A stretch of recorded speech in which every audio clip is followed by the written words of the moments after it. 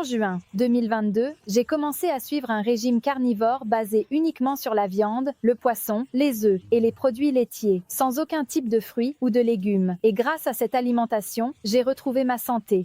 Mais que mangeais-je spécifiquement? Et comment mon alimentation a-t-elle changé au cours de cette année et demie?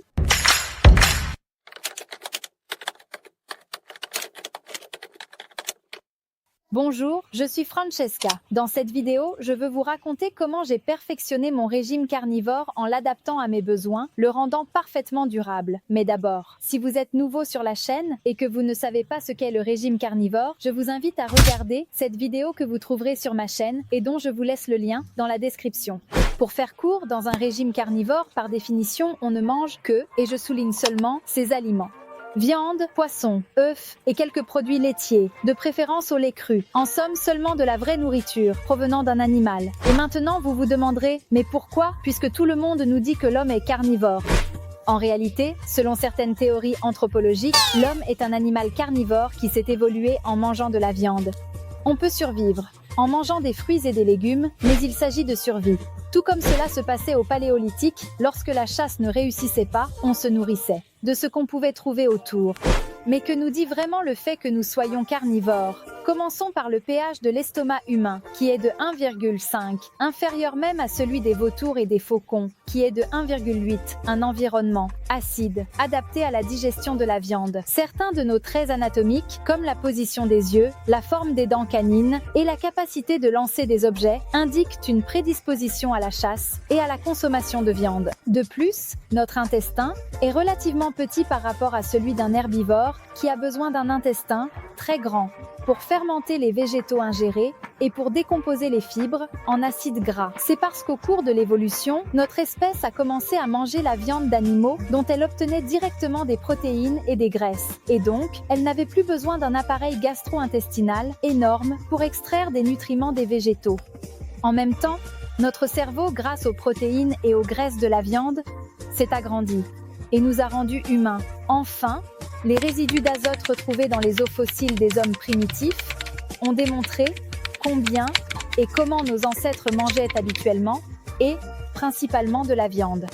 Chez les herbivores, en effet, l'azote dans les os se situe entre 3 et 7%, tandis que pour les animaux carnivores d'aujourd'hui, il est généralement entre 6 et 12%. Des études archéologiques sur les hommes primitifs ont révélé un niveau entre 12 et 15%, un niveau généralement plus élevé que celui d'autres animaux carnivores comme les hyènes et les loups, ce qui confirme notre nature ancestrale d'animaux hypercarnivores.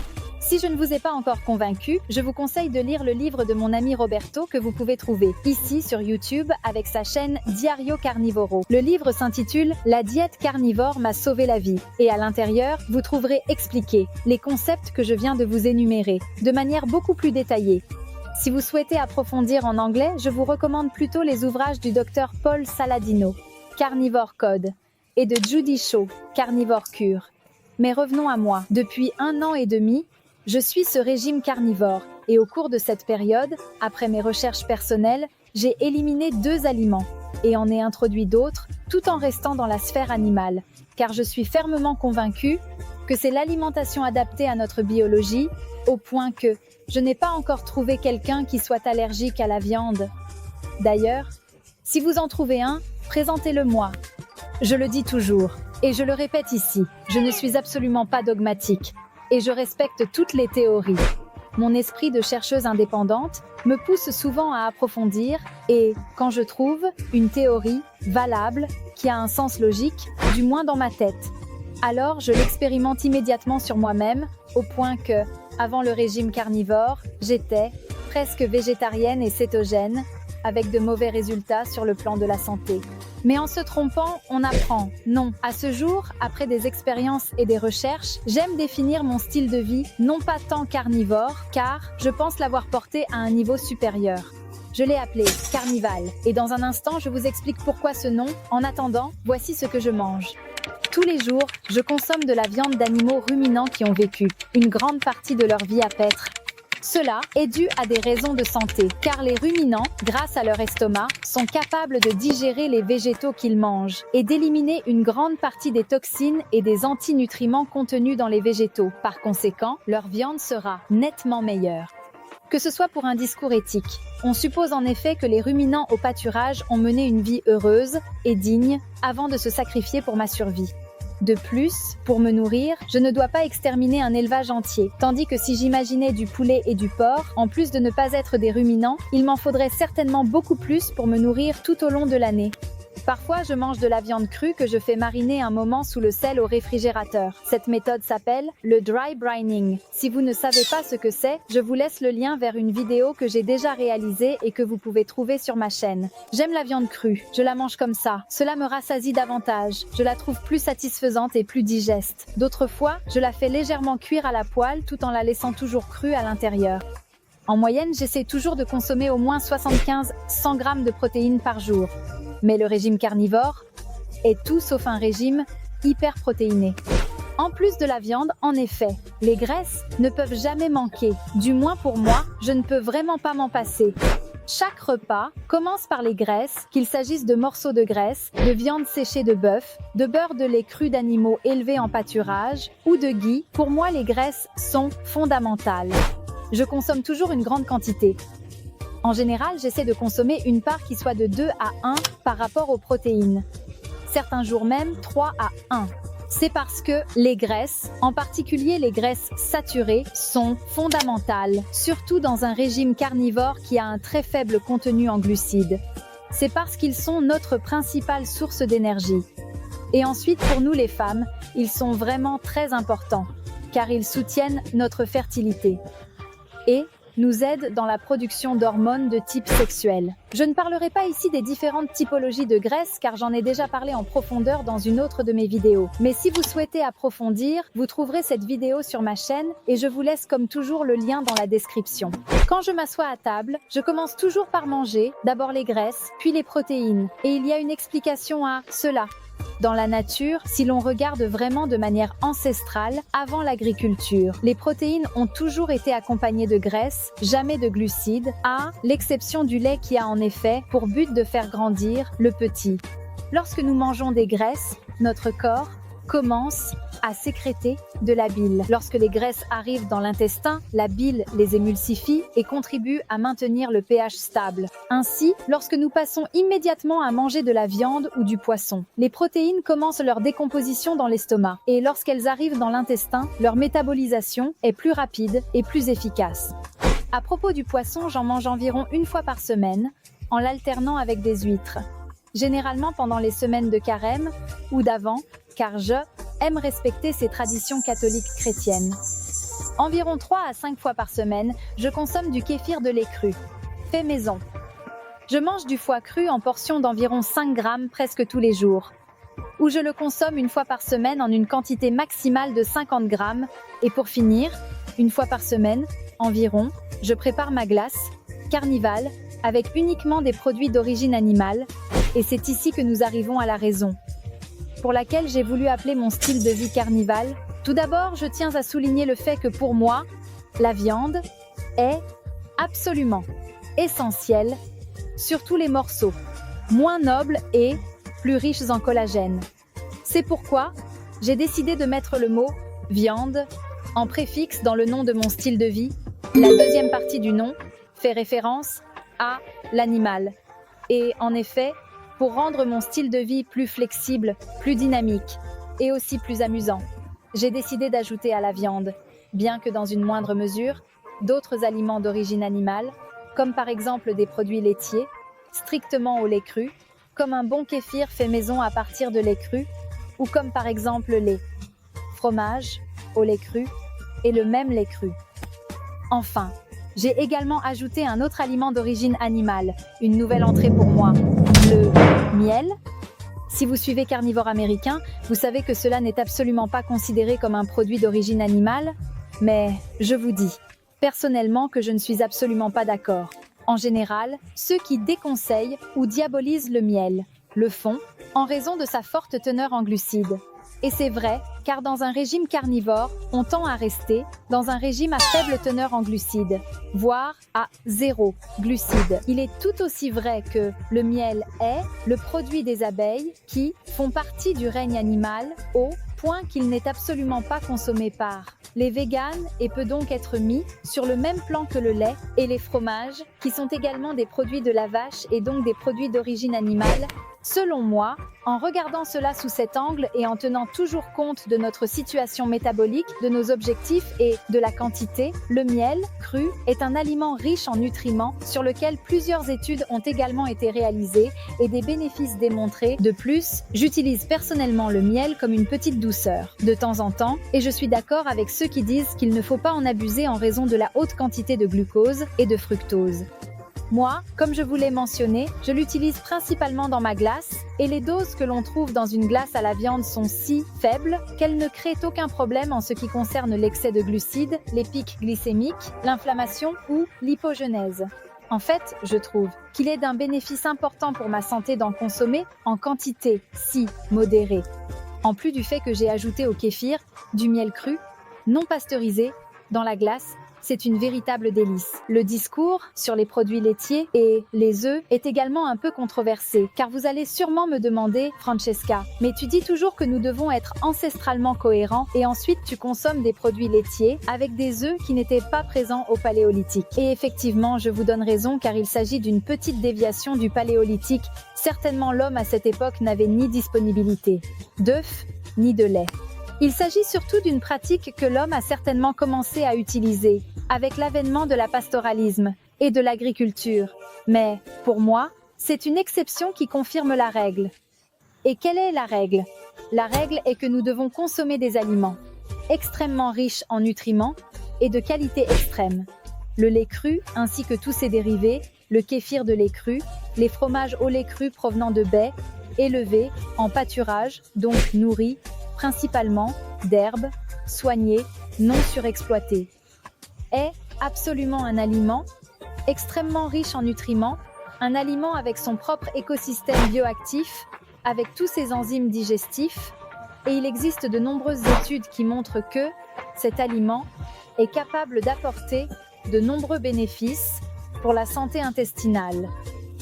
Pensons seulement au fait que le lait sert à faire grandir le petit, que ce soit un petit de chèvre, un petit de vache ou notre petit. Et je fais le même raisonnement pour les œufs. Si les œufs proviennent de poules qui sont élevées en plein air, qui picorent à l'extérieur, qui se nourrissent uniquement en fonction de leur biologie, donc qui se nourrissent de petites limaces qu'elles trouvent, de petits insectes, de brins d'herbe, et qui ne reçoivent pas d'intégration de maïs ou de soja, les œufs de ces poules seront fabuleux, ils seront densément nutritifs. Alors pourquoi devrais-je m'en priver? Et pourtant, c'est mon carnaval. Et maintenant, vous aurez aussi compris pourquoi ce nom. Un régime carnivore selon moi perfectionné, basé principalement sur la consommation de viande de ruminants, de poissons et de mollusques.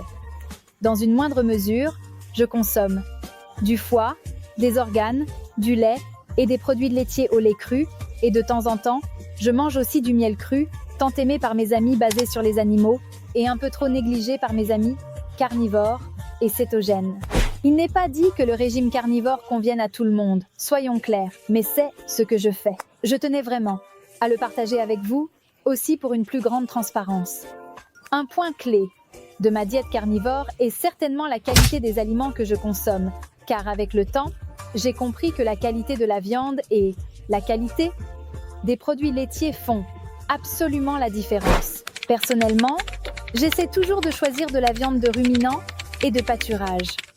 Produits laitiers à base de lait cru, non pasteurisé, car la pasteurisation dégrade tous les nutriments, les caséines, les enzymes et les bactéries naturellement présentes dans le lait, rendant tout de même le tout moins digestible et biodisponible. Je choisis du miel cru, non pasteurisé et non traité, des œufs de poule qui picorent en plein air et qui mangent selon leur biologie. Donc, comme je l'ai dit précédemment, principalement pour les viandes, les glaces, l'herbe et aucune intégration avec du soja et du maïs. Je tiens à le répéter, si je peux, une fois par semaine, je mange aussi du poisson et je choisis toujours du poisson sauvage et de préférence non élevé. Cependant, le carnaval n'est pas seulement un régime et une recherche de matières premières, locales et de qualité, mais c'est une approche plus complète qui inclut l'entraînement et les habitudes. Ma journée de carnaval commence très tôt, vers 5h45 du matin.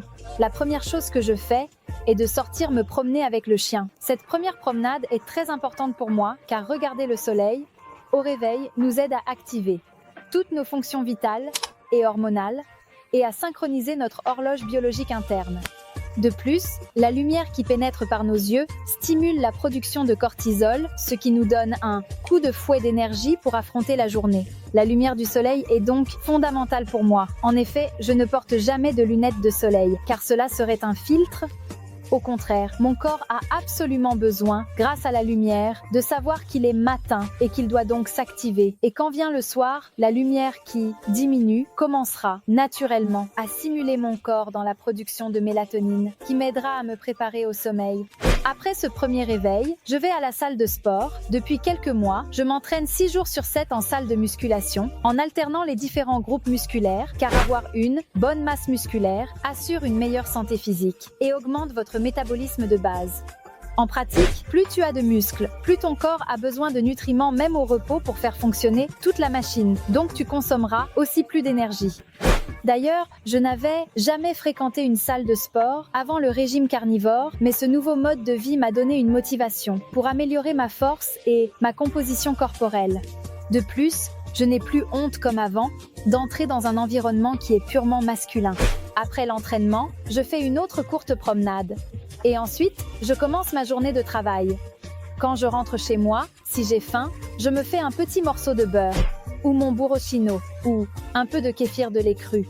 Et occasionnellement, je peux ajouter un peu de foie cru, comme collation post-entraînement. En revanche, si je n'ai pas faim, je tiens jusqu'au déjeuner. Vers 18h, je fais mon repas un peu plus copieux, mon premier repas de la journée. Et, au plus tard à 7h30, je fais mon deuxième repas, sauf quand je sors dîner. Pourtant, la sociabilité est importante, bon sang. Dans l'après-midi, je sors à nouveau pour une autre promenade. Et au plus tard, vers 21h30, 22h, je suis au lit pour m'assurer environ 8 heures de sommeil. Certaines semaines, en respectant les différentes phases de mon cycle menstruel, je fais un jeûne de 36 à 40 heures, généralement du dimanche soir jusqu'au mardi à midi. Et peut-être au milieu de la semaine, je fais aussi un autre jeûne à base de graisse, généralement le jeudi. Évidemment qu'il soit bien clair, ce n'est pas que je jeûne parce que je suis folle, mais simplement parce que je n'ai peut-être pas faim et que je ressens le besoin de ne pas manger. C'est une condition à laquelle je suis arrivée vraiment petit à petit et progressivement avec le régime carnivore. Puis, quand je suis en vacances, tous les plans volent en éclats. Cependant, j'essaie toujours d'éviter absolument tous les aliments transformés et toutes les huiles végétales nuisibles, comme toutes les huiles de graines, donc l'huile de graines de tournesol, l'huile de graines d'arachide, l'huile de graines de maïs. Un petit truc que j'utilise souvent quand je vais au restaurant, si vous le souhaitez, vous pouvez l'utiliser aussi. C'est de dire au restaurateur que je suis allergique à toutes les huiles de graines. Ainsi, ils sont au moins un peu plus attentifs quand ils préparent de mes plats. Et ce sont pour moi tous les aliments que j'évite, de manière absolue, lorsque je suis en dehors de chez moi. Huile végétale de graines, légumes à feuilles vertes, céréales et dérivés, légumineuses, bonbons épicés artificiels, soja, aliments transformés et viande traitée avec des conservateurs et des additifs. Évidemment, si la viande des ruminants n'est pas disponible, je m'adapte avec du poulet, je m'adapte avec du porc, je m'adapte avec des fromages sans aucun problème, qui sont certainement bien meilleurs que des pâtes, du pain et de la pizza. Mais, ici aussi, je fais un discours de contexte et je vais m'expliquer tout de suite mieux. Imaginons que je me trouve à Naples, que je suis en vacances et que j'y vais seulement une fois dans ma vie. Que fais-je? Pourquoi ne pas aller essayer la meilleure pizza de toute l'Italie? Personne ne meurt si je le fais une seule fois dans ma vie, car dans ce cas, je vis l'expérience des vacances. Je pense que le discours est différent de devoir commander une pizza chaque semaine à la maison.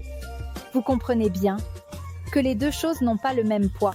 Sans tenir compte du fait qu'après cette pizza, je devrais faire face à la diarrhée de laxatif pendant au moins un jour. Mais c'est un autre sujet. Peut-être que vous vous demandez maintenant comment je ne mange pas de fruits, de café et d'huile d'olive extra vierge. Il y a donc certains aliments que j'ai voulu définir comme les grands exclus de ma diète carnivore, comme par exemple la viande de poulet et la viande de porc, que vous savez très bien que je ne mange absolument pas. Cela est dû au fait que le poulet et le porc sont des animaux monogastriques comme l'homme. Et contrairement aux ruminants, ils ne savent pas et ne sont pas capables d'éliminer toutes les toxines des aliments qu'ils ingèrent.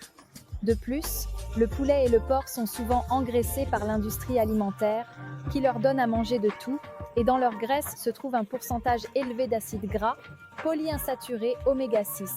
Donc, personnellement, je ne suis absolument pas intéressée à manger ce type de viande, mais si je me trouve à une cérémonie, si je suis à une occasion particulière et que la seule viande disponible est celle de poulet et de porc, pour une fois, je ferme les yeux. Je fais le même discours pour l'huile d'olive extra vierge. Si elle est italienne, pressée à froid à partir d'olives toujours italiennes, et que mes amis l'utilisent par erreur pour assaisonner une tartare, ou si au restaurant ils la mettent sur mon steak, ce n'est pas que je renvoie le plat ou que je ne le mange pas. Je n'ai pas de pathologie particulière à traiter, donc je pense que ce serait aussi peu gentil et peu agréable. De plus, ce n'est pas comme si nous parlions d'huile de graines de tournesol ou d'huile de cacahuète et d'autres huiles industrielles. Je pense que dans certains cas, il faut aussi être un peu flexible. J'ai voulu appeler ces aliments SOS, qui concerne la socialité, l'occasionnalité et la saisonnalité, à la fois parce que je les mange justement quand je suis dans des situations d'urgence, c'est-à-dire SOS, et parce que je les considère acceptables dans des situations de socialité, de saisonnalité, ou simplement parce que je choisis de les consommer occasionnellement. Parmi les aliments SOS, j'inclus aussi les fruits, car peut-être en été, quand il fait plus chaud, il y a une abondance de fruits mûrs et de saison. Il pourrait être ancestralement cohérent d'en manger un peu. Mais le faire toute l'année, même quand les fruits ne sont pas de saison, n'a pas de sens pour moi, et surtout, je n'en ressens pas le besoin. En fait, souvent quand j'ai eu l'occasion de la manger en été, j'ai aussi eu de belles conséquences à gérer juste après. Le café a toujours été un grand plaisir pour moi. Maintenant, je n'en bois plus, je n'en ressens plus le besoin, j'ai un bien-être et une concentration mentale constante tout au long de la journée sans avoir besoin de caféine. Mais je ne vois rien de mal à en consommer un de temps en temps, par exemple une fois par mois au café avec une amie, ou simplement quand nous sommes en vacances pour profiter d'une pause.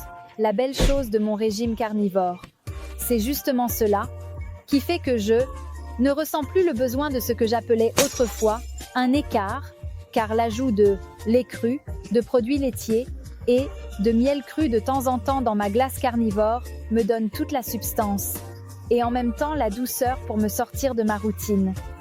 De plus, je continue à manger des produits d'origine animale, densément nutritifs et de qualité extrême. Il est évident que mon focus reste et restera toujours la viande de Luminanti avec l'ajout de graisses saturées d'origine animale. Mais l'ajout de lait cru, de produits laitiers au lait cru et un peu de miel a donné à mon mode de vie une plus grande richesse alimentaire, une plus grande flexibilité et a certainement rendu le tout beaucoup plus dynamique et amusant. En somme, ma diète carnivore est une alimentation simple, avec peu d'aliments, flexible, qui me fait me sentir en pleine forme et qui peut être facilement suivie toute ma vie sans aucune contrainte. Je resterai à Carnival pour toujours. Pourquoi pas? En tout cas, je ne vais pas m'arrêter et je continuerai à rechercher comment perfectionner et optimiser mon style de vie. Je suis toujours ouverte aux nouveautés, surtout si elles visent à améliorer mon bien-être. Faites-moi savoir ce que vous en pensez dans les commentaires. Et si cette vidéo vous a plu, laissez un j'aime, abonnez-vous à la chaîne et activez les notifications. Je vous souhaite une journée bestiale.